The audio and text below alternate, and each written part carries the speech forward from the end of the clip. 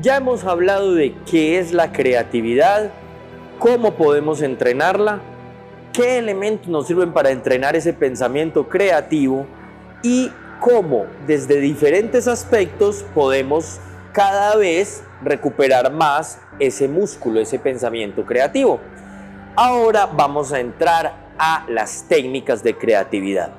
Como veíamos en la lección pasada, las técnicas no son en sí lo importante. Hay muchos bancos de técnicas que puedes encontrar en el internet donde puedes tomar una técnica, tratar de entenderla a fondo para aplicarla a una sesión de creatividad.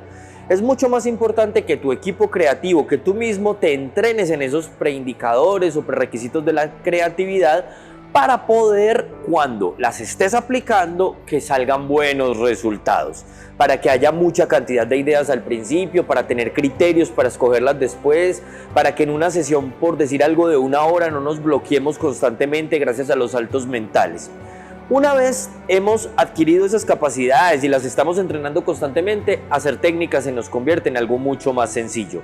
Ahora, el primer paso, tal vez el más importante de todos, es entender los problemas.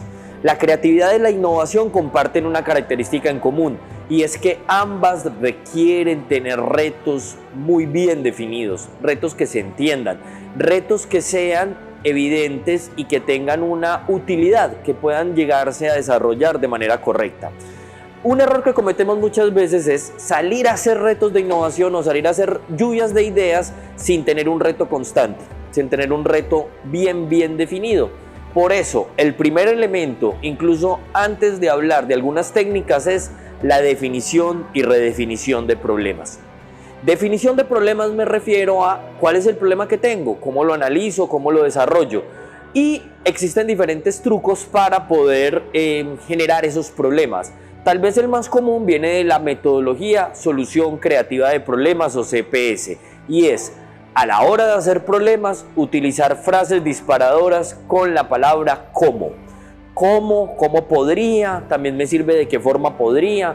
Este tipo de palabras o de formulaciones me permiten que el reto creativo ya vaya encaminado a buscar una solución, porque la pregunta cómo me invita a decir, a exponer cuáles son las posibles soluciones que estoy encontrando.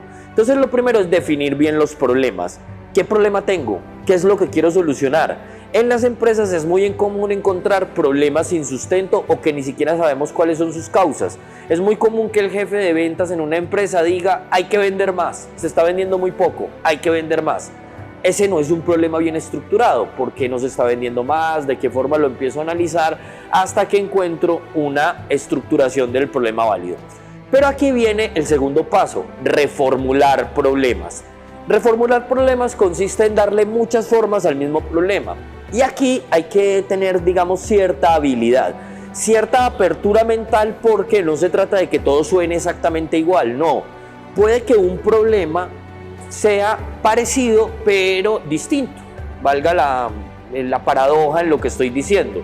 Entonces, es lo mismo o aproximadamente lo mismo cuando decimos cómo vender más, pero lo empiezo a reformular en formas tales como: cómo hacer que mi vitrina sea más atractiva, cómo lograr que los vendedores parezcan estrellas de cine, cómo hacer que las personas conozcan más mi marca, cómo hacer que mi marca sea la más querida del mercado.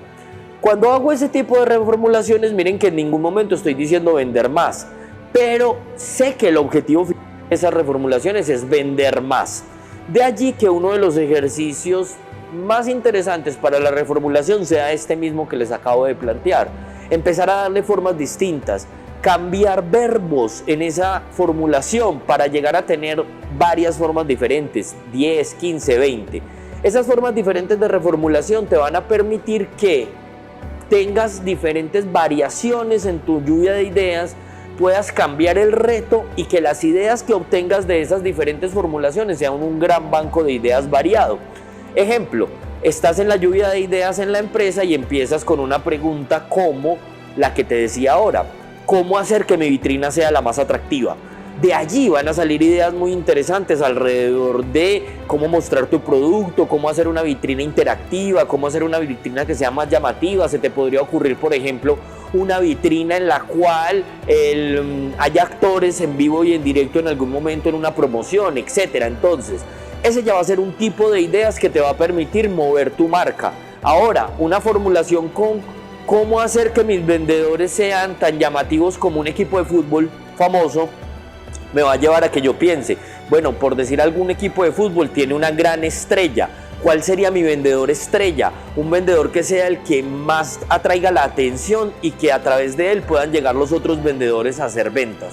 Entonces, como ves en estos ejemplos, las diferentes formulaciones te pueden lanzar diferentes tipos de ideas. Así es que la próxima vez que tengas que resolver un problema, sea personal o empresarial, antes de empezar a lanzar ideas, arriésgate a formular y reformular el problema. En el próximo video veremos algunas otras técnicas para entender a fondo los problemas.